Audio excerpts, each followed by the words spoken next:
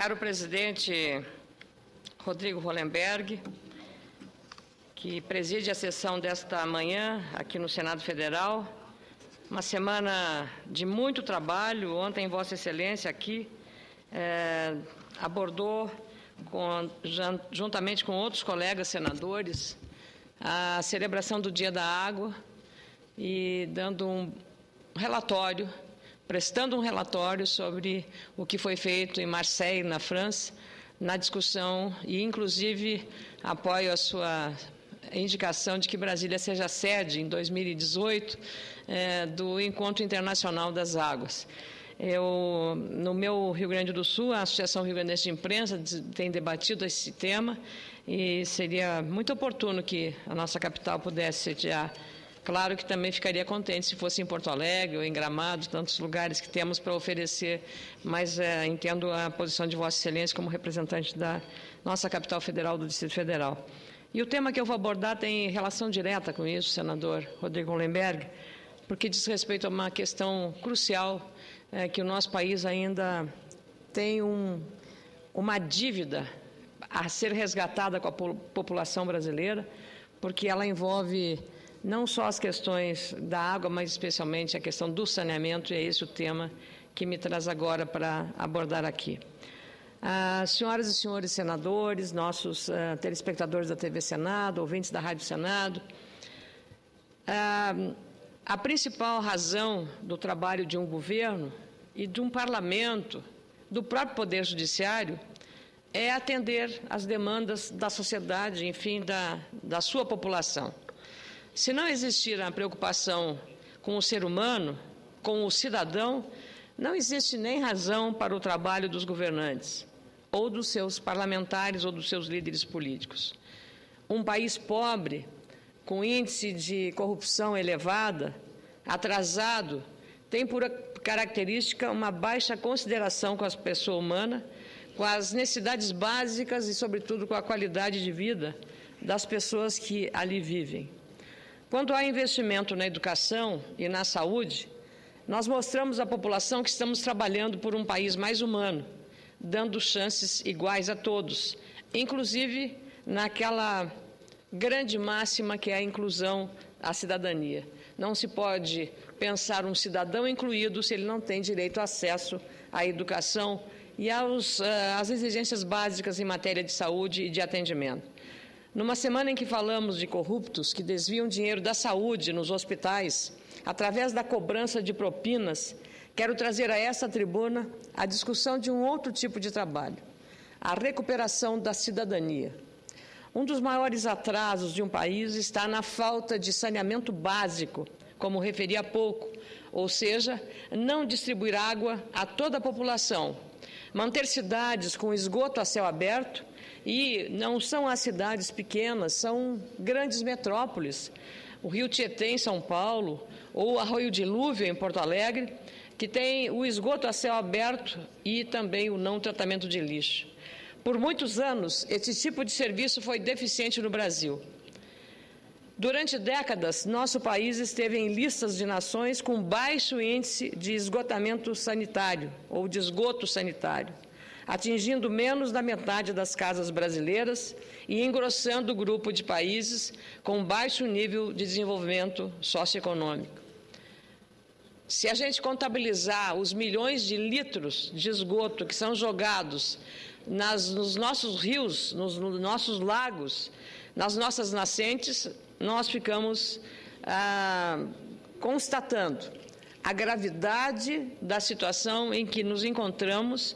E, de novo, repito, não se trata de imaginar que aqueles rincões mais distantes dos centros urbanos são os mais afetados por esse descaso. Não, o descaso com o saneamento está nas grandes metrópoles, nos bairros da periferia, onde não há sequer um ordenamento urbano na fixação das populações, que às vezes acabam provocando tragédias inacreditáveis, muito tristes, com mortes, com desabamento, desmoronamento de morros, tudo por conta de um descaso em relação a esta ocupação urbana desordenada, que agrava os problemas relacionados à questão do abastecimento de água e de saneamento.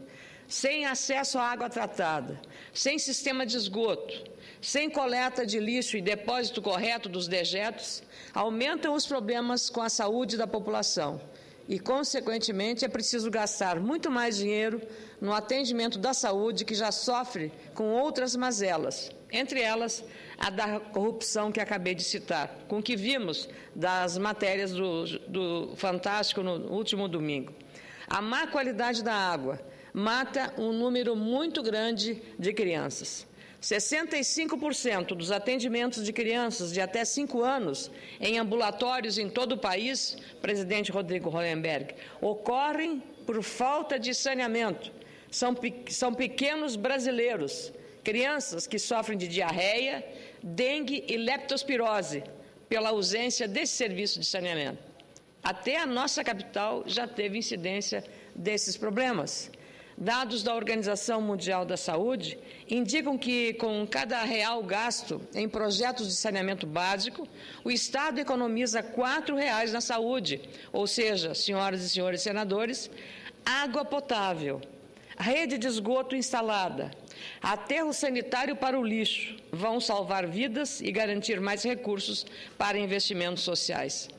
Isso tudo se trata, senador Rodrigo Hollenberg, numa palavra-chave: prevenção. Prevenção.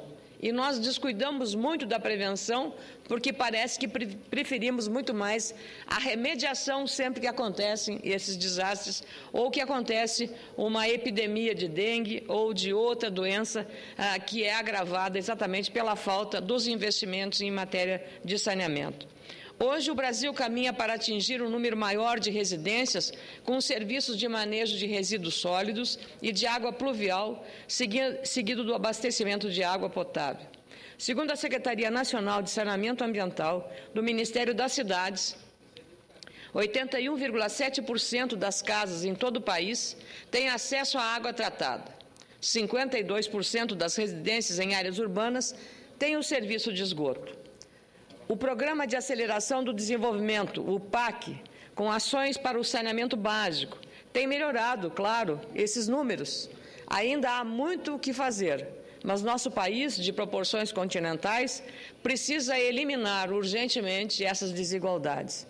Um levantamento feito pela Fundação de Economia e Estatística do meu Rio Grande do Sul aponta que o serviço de esgoto no meu estado é insuficiente ou deficitário. Apesar do meu estado ter índices elevados em educação, saúde e renda, é exatamente a falta de saneamento básico ou de investimentos nesse setor que puxa para baixo o índice de qualidade de vida dos gaúchos. Dos 496 municípios do meu estado, a maior parte, 387 deles, tem desempenho abaixo da média quando avaliamos o serviço de saneamento básico.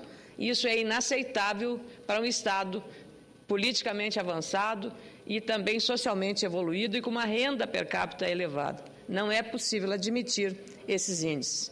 Pensando nesses dados, foi que eu, como senadora, e o deputado federal Ronaldo Zucchi, do Partido dos Trabalhadores, realizamos, com a parceria da Assembleia Legislativa do meu estado, a Câmara Federal, o Ministério das Cidades, através da Secretaria Nacional de Saneamento Ambiental, um seminário sobre a participação dos municípios nos programas de investimentos do saneamento ambiental.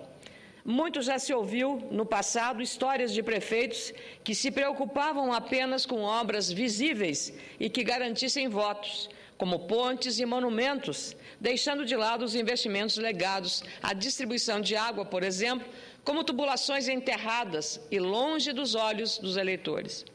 Foi uma experiência muito grata testemunhar que esta mentalidade, se é que existiu, já mudou e continua mudando.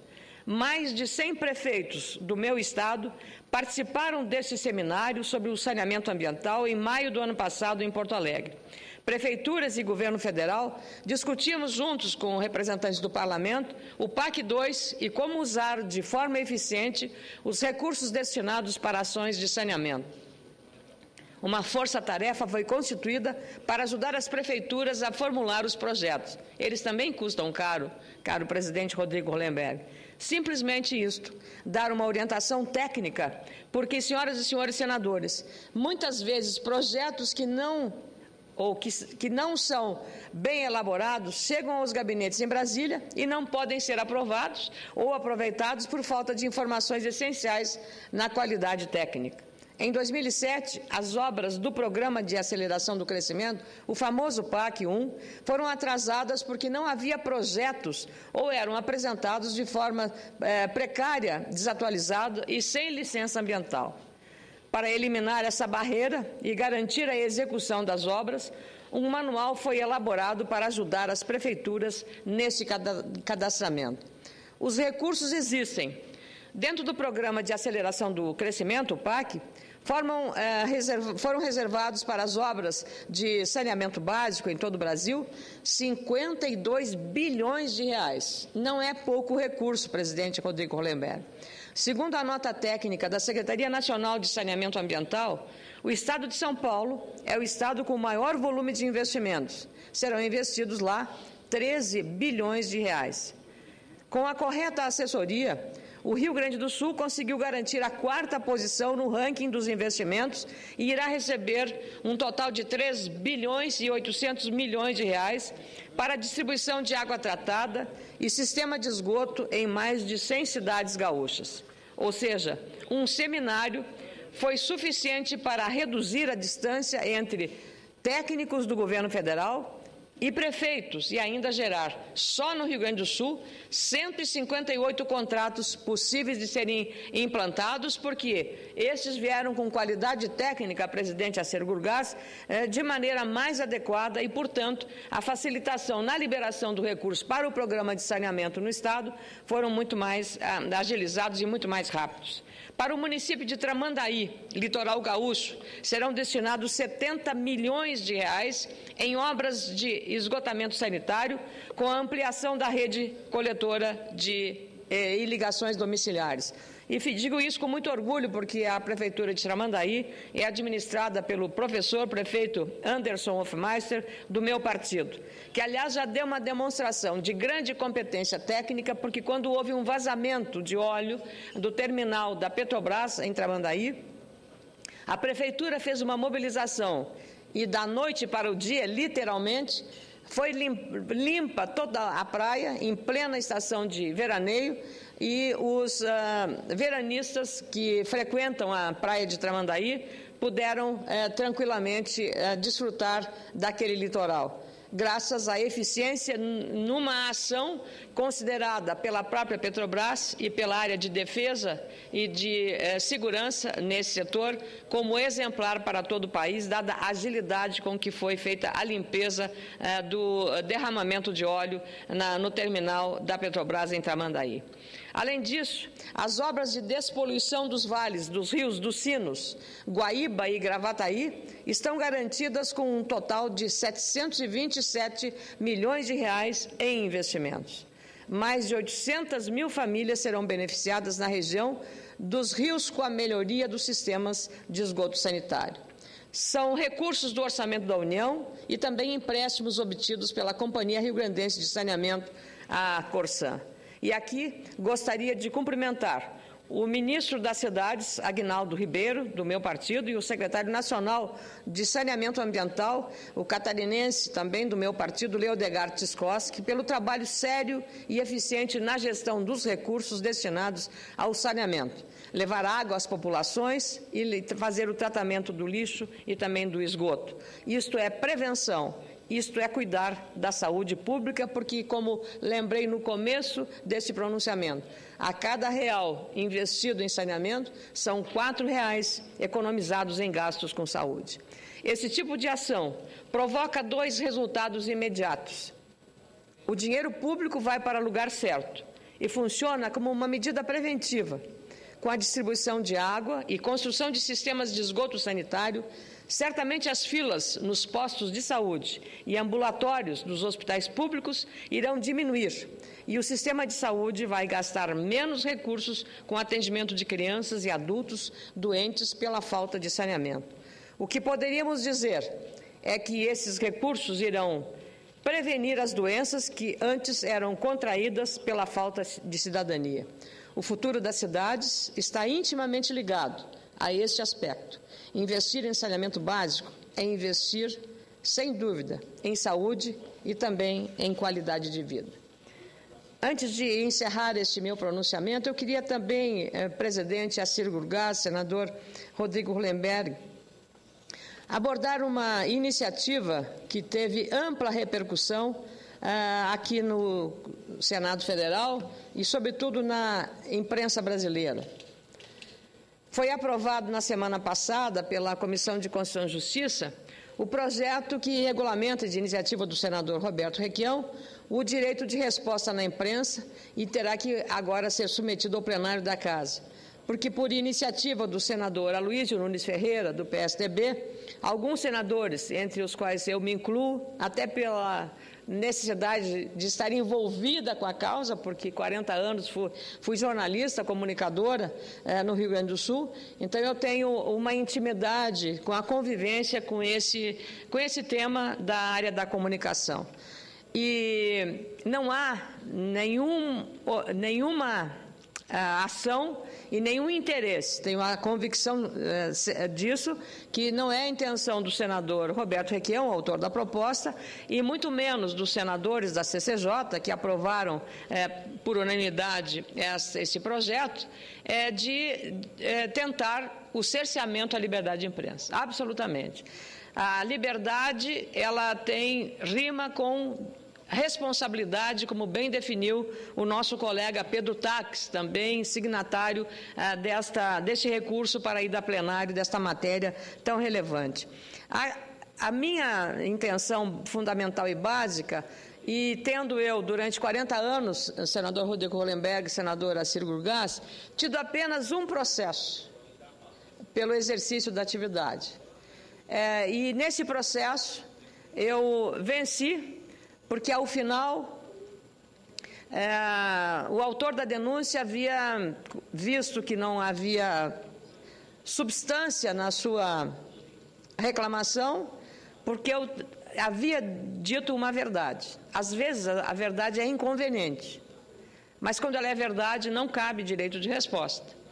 E, no final do processo, o denunciante, que queria uma indenização pecuniária de R$200 mil, de minha parte, que eu devia pagar, indenizá-lo, e mais R$200 mil da empresa onde eu trabalhava à época. E, no final, depois de todos os processos, as etapas percorridas, ele propôs uma negociação e que eu deveria distribuir 100 cestas básicas. Fazer uma negociação desse tipo é aceitar tacitamente a responsabilidade de um processo. Eu disse que pagaria 1.000 cestas básicas, mas não faria acordo, porque eu tinha a convicção de que eu estava agindo de maneira correta.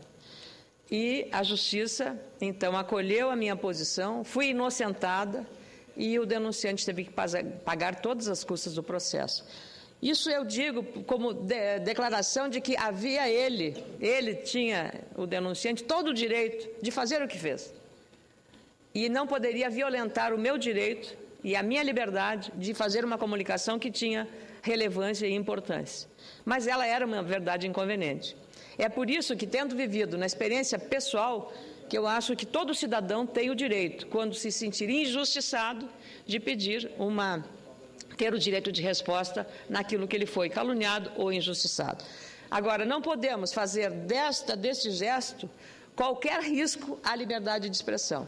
Isso seria uma violência que estaríamos fazendo, não só à liberdade de expressão, mas à própria democracia em nosso país. Por isso, eu entendi por bem que a iniciativa do senador Aloysio Nunes Ferreira foi absolutamente oportuna, porque o tema suscita muitas dúvidas em relação a ressarcimento, se é apenas um direito de resposta. Então, isso tudo temos que esclarecer no plenário, discutir a matéria aqui com clareza, com equilíbrio e com responsabilidade, para que se preserve, de um lado, a liberdade de imprensa e, de outro, outro dê ao cidadão, ou a qualquer pessoa, um político, um governante, o direito à resposta quando houver uma ofensa grave à sua pessoa ou exercício do seu mandato. Então, é preciso que a gente tenha em mente isso, especialmente porque a lei de imprensa foi derrubada, considerada como inconstitucional pelo Supremo Tribunal Federal lá em 2009. Então, não houve nenhuma lei depois disso sobre essa questão, embora muitos considerem que no artigo 5º da Constituição Federal há, sim, assegurado já o direito de resposta, ao determinar nesse artigo que ela deve ser proporcional ao agravo, com indenização por dano material, moral ou à imagem, mas não define regras para a sua aplicação. Talvez agora tenhamos a oportunidade de regulamentar esse dispositivo constitucional para evitar, como eu disse de novo, um risco ao equilíbrio dessas demandas. Então, precisamos preservar a liberdade de imprensa e não causar mais problemas dos que nós já temos aqui nesse relacionamento. As instituições precisam agir com muita responsabilidade. Nós, como instituição do Parlamento, a imprensa como instituição da liberdade, das liberdades e também o Poder Judiciário nesse aspecto. E nós faremos um trabalho com muito equilíbrio e com muita responsabilidade. Obrigada, presidente Acir Gurgás. Obrigada, senador Rodrigo Lemberg. Os cumprimentos.